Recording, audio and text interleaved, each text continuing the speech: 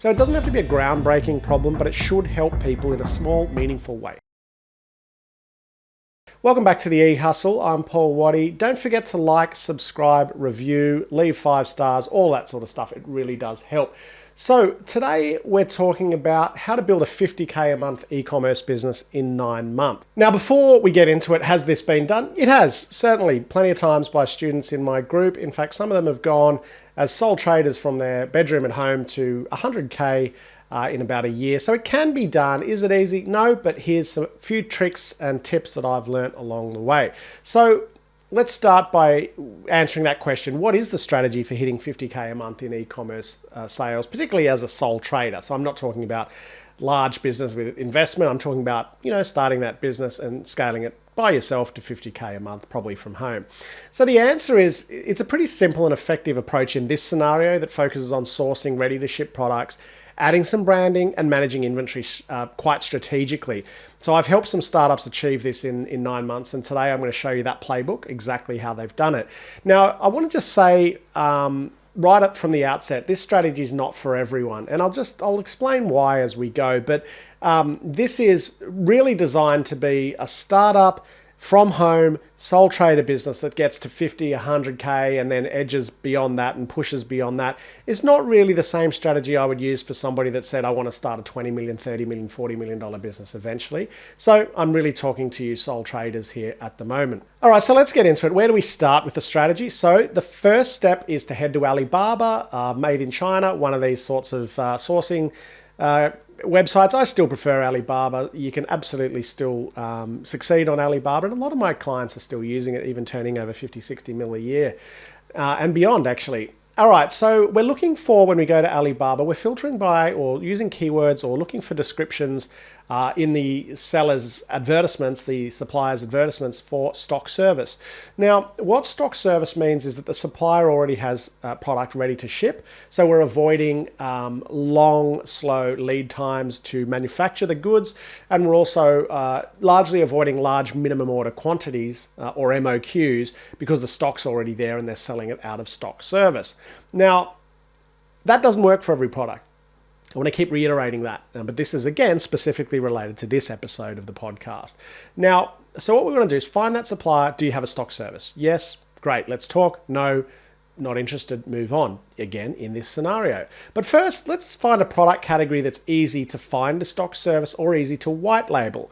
And white label essentially means doing up your own branding, creating a brand and applying it to a certain product rather than designing the product from scratch, which is full, original equipment manufacturing, OEM. This is just white labeling somebody else's product, which is also fine. And so let's use the example, 2 examples that I've seen, one personally in jewelry, talk about that a little later, maybe in another ep, maybe if we have time today. But with most recently, I saw this in a lingerie brand, and it worked brilliantly. Why do I say lingerie, jewelry, etc.? Well, you've got to choose the right product that matches this particular strategy of white labeling with, stock service and so on. All right, so before we go into choosing the category, let's ask, we still have to solve a problem. So what problem should this product solve? We still have to have product market fit. I don't want this drop shipping approach of throwing every product on there. Let's still find suppliers that have great products, or let's find a niche. Maybe you're in a niche yourself, maybe you're an influencer, maybe you're really passionate about something. Great, you still take those usual steps of finding what you're interested in and where you think there's a gap in the market. That's another episode of the podcast, finding your product market fit. But that's really important, you have product market fit. So we don't want to sell junk, right? So it doesn't have to be a groundbreaking problem, but it should help people in a small, meaningful way. Help them look good, help solve a problem, provide a product that's you may see a gap in the market for, all of that sort of stuff. Does it need to have broad appeal? No, the more people, the better, but there's nothing wrong with a niche or even a micro niche, which is finding a group of people who are maybe quite captive and ready to buy, but it's underserviced. Maybe that's your area to look rather than trying to sell to everybody, which you can't really be all things to all people. Maybe you find that niche or micro niche of people who you think they use a product, but there's a limit in the supply of that product. So the demand's there, but there's a limit in supply. Right? So it's not always about selling to everybody. It's just finding a group of people that's lucrative enough. And there's a lot of those groups of people if you want to get to 50 to 100K a month. Now, again, not every product you can take this strategy with. And I'll go back to jewelry and I'll go back to lingerie. So both of those products, you can swap the supplier's tags off and off their stock service and put your own tag on. And once again, I want to reiterate, this is not for everybody. This is one strategy, right? It's not for those that want to craft a label and build a legacy brand and so on. This is a hustle. This is this is an e-hustle, right? This is exactly what it is. Now, cut the label off the lingerie, attach your own label, put it in your own pouch, your own bag, that sort of thing, your own packaging, away you go. Same with jewelry. Now, that's because there's no existing logo indented onto the product or embossed onto the product. So you can't do this with shoes because shoes have somebody else's logo embossed onto the sole and the inner sole, usually, of the shoe. So you can't cut it off and replace it with yours. You have to go on a manufacturing run yourself.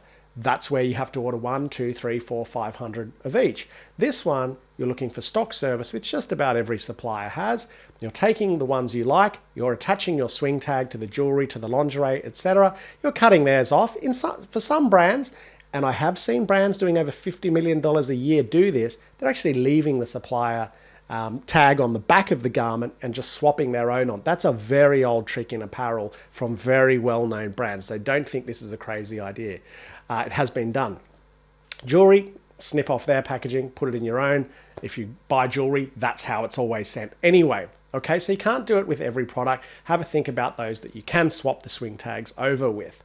All right, and now once you've found that product, you want to go for those with a stock service, or you want to go with a minimum order quantity of well under 50. And those exist in both those categories I mentioned now as well, right? And so keep the MOQ under 50 or a stock service or both, right? So very low quantities.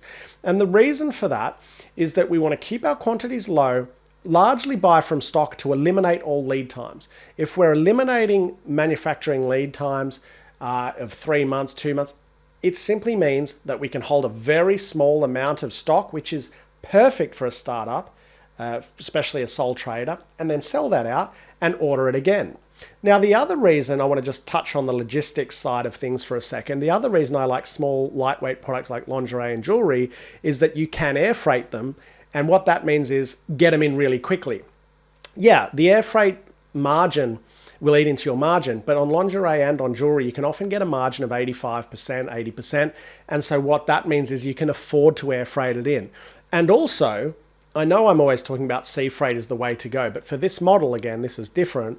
Also, you may lose 5% or so on your COGS, make your COGS or your margin 5% worse, right, by air freighting. But the trade-off there is that you can outlay significantly less money when you're replenishing once or twice a week or once every fortnight. In other words, I'm not going to spend 20 grand loading up on 3 months worth of stock because I'm sea freighting it in.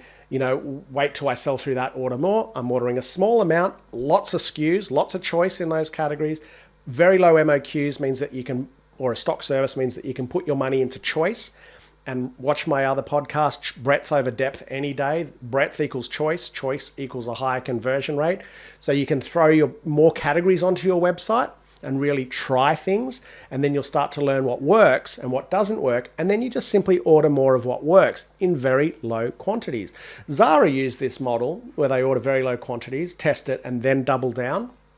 Very common in apparel, right? So very low quantities or stock service.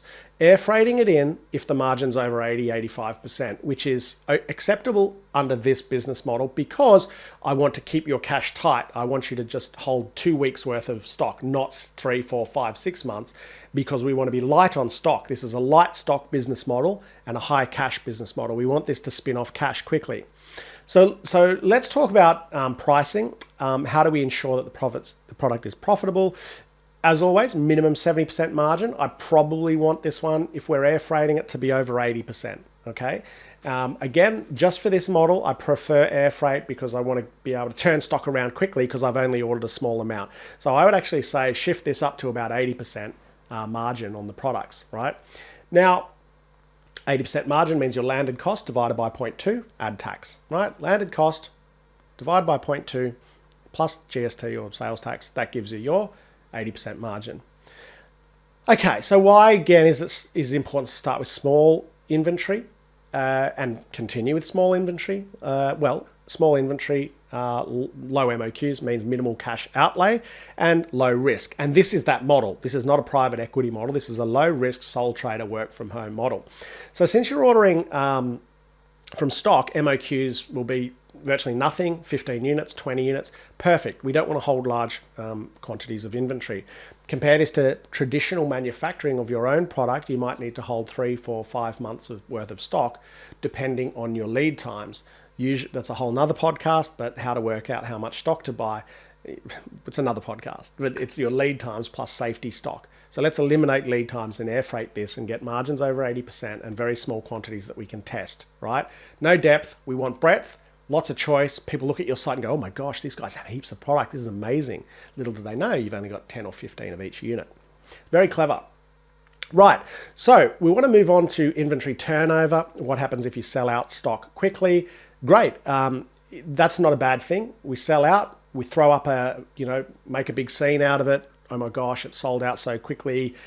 Get onto your socials and talk about it. And your pre-orders, instead of being a month, 2 months, 3 months, they'll be a week because you're buying from stock and you're air freighting it because your margins can support it.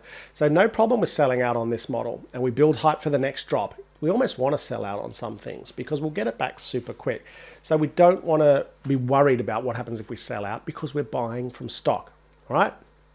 Now, because our inventory turnover is fast, because our MOQs are low, and our stock holding is low, we can take that cash that we're making, right? Because we are making cash quickly here. We've outlaid very little for stock. So therefore we're selling through it and we're accruing money very, very quickly. We don't have big purchase orders to pay for, which is the biggest cost usually in terms of cash flow anyway. And so we can take that cash and we can invest it into other ways to grow. And again, in this model, we use product as the other way to grow. So we take that money and we reinvest a certain amount of it, I'm going to come to that soon, into new product and replenishment. So I'm going to come up to that section now, which is the scaling up section. So I've brought the jewelry, the lingerie, the small pocket chiefs, the lapel pins. I've done this multiple times before, right?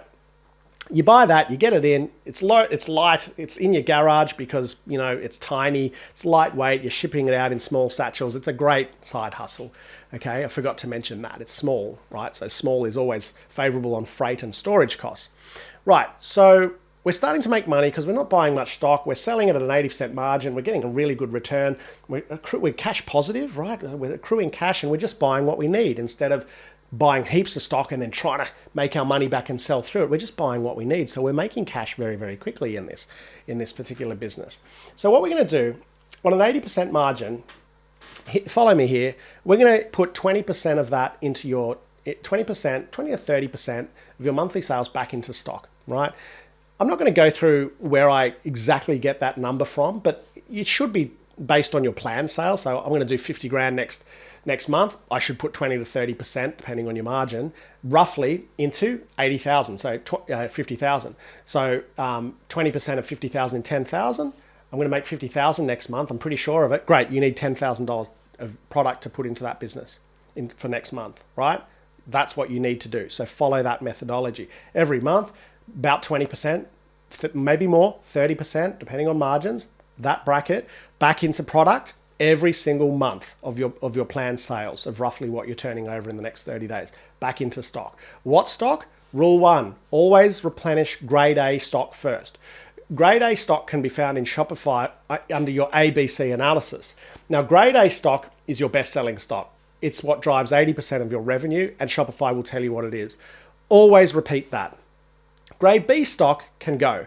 It drives 15% of your revenue. You could delete it off the site and you'll only lose 15% of your daily sales. If you want to keep a little bit of grade B because it looks good on the site, looks good on ads, whatever, that's fine, but try and be pretty ruthless with it. Never order grade C stock again because it's, 5% of your daily sales. It's nothing. Get rid of it. So we take that 20 or 30% of our sales, we buy a product. Firstly, we replenish grade A. Great, I've got another 20 grand left over, or 15 grand left over. I've placed my repeat orders. Take that leftover money and put it into new categories. Don't necessarily do too many variants, and I mean colors of the same thing, even if it's a bestseller. the cream rises to the top. 80-20 rule, only 20% of the variants will work. So we don't want too many options in the same product. We want people to say, yeah, I got the ring, or I got the shirt or whatever. What else have you got? And so part of the way that we can keep growing is through category extension. Okay, so you've done the rings, now onto the earrings, now onto the necklaces. So put that into new categories. And what you want to see on your website is a beefy nav. When you click on the menu, there's lots of options. So the perception that you're a big player. Oh, these guys have heaps of stock. They're amazing. We don't want to look like a 50K a month brand. We want to look like a 5 mil a month brand. So we want breadth over depth. Breadth over depth is the key to this whole model, right? Okay. So reinvesting 20 to 30% of your monthly sales into new inventory after tax, everything always after tax. So if we've made 40,000 in sales, or we're going to make 40,000 roughly in the next 30 days, set aside 12,000 for stock. Go for your grade A stock first, repeat that, get those orders back in, use the Shopify ABC analysis, and then go into newness. And newness drives interest, right? So when you've got newness, new content, new influencers, new ads, new repeat customers rate goes up because people are coming back for your newness. So keep throwing out new categories. What's next? Keep challenging yourself to say, what's next? I love my range, but what's next?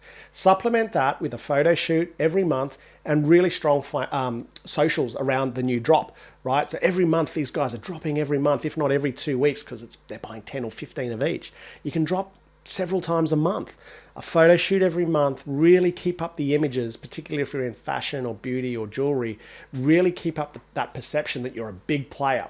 So we're really just pretending we're a big player here by offering a big range, frequent drops, and really, really elevated photo shoots, right? And frequent photo shoots. That'll drive our advertising.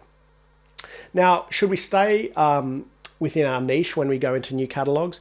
Yeah, I think we should, because that's going to increase our chances of repeat customers, right? So if we don't want to go into like, all of a sudden I'm doing jewelry and now I'm doing hats. No, I want subcategories and categories. So I want rings, gold rings, silver rings. I want to build out the colors. Then I want to make sure if I choose a category like rings that I've got a great choice. So if someone comes on, there's 30 pages, maybe not 30 pages, but why not? You're doing really low Zara model, low MOQ, so you want lots of choice. Then you see what works and you double down on that. Okay, so you want to stay within your niche. You don't necessarily want to go too wide, but you don't want to stay on the same products and go too deep with variants or quantities. So are there any downsides to this strategy? Yeah, there is. The downside is that this is probably not going to get you to $1 million a month. This is designed as a side hustle strategy, and it works. I've done it multiple times before, and there are brands in my various groups who've also done it. It doesn't take advantage of economies of scale that you'll get through bigger companies. That's fine. You'll still often get, on the right category, a good enough margin. You'll be surprised what margin you can get on certain product categories. You won't get it on everything. So one of the cons is you're limited to the sort of range. Like, I don't think you could go out and do maybe furniture, for example, on this model, but you could do jewelry. So you are limited in the categories, and there's a bit of work involved in finding a category that has product market fit that's not already out there. And I want to stress, you don't just start a jewelry brand like this and there's 1,000 of those out there already and you're just the same. You still need that product market fit. Even though you're buying stock service, that doesn't mean you're buying from a bad manufacturer, or doesn't mean you're buying bad product. Every factory runs certain levels of stock service. You still need to find your niche and to alter people's perception of your brand. That's what marketing is. So it's up to you to then to put a really positive spin on your brand and position it as super elevated. Nobody will know you're doing these tiny quantities and buying stock service and chopping the swing tags. I've seen it in play, but the job becomes marketing and the perception of your brand. So that's really, really important. And having product market fit, which essentially means having a product that meets your target market's needs at that time. That's essentially what product market fit is. So final advice on this 50K a month, 100K a month side hustle.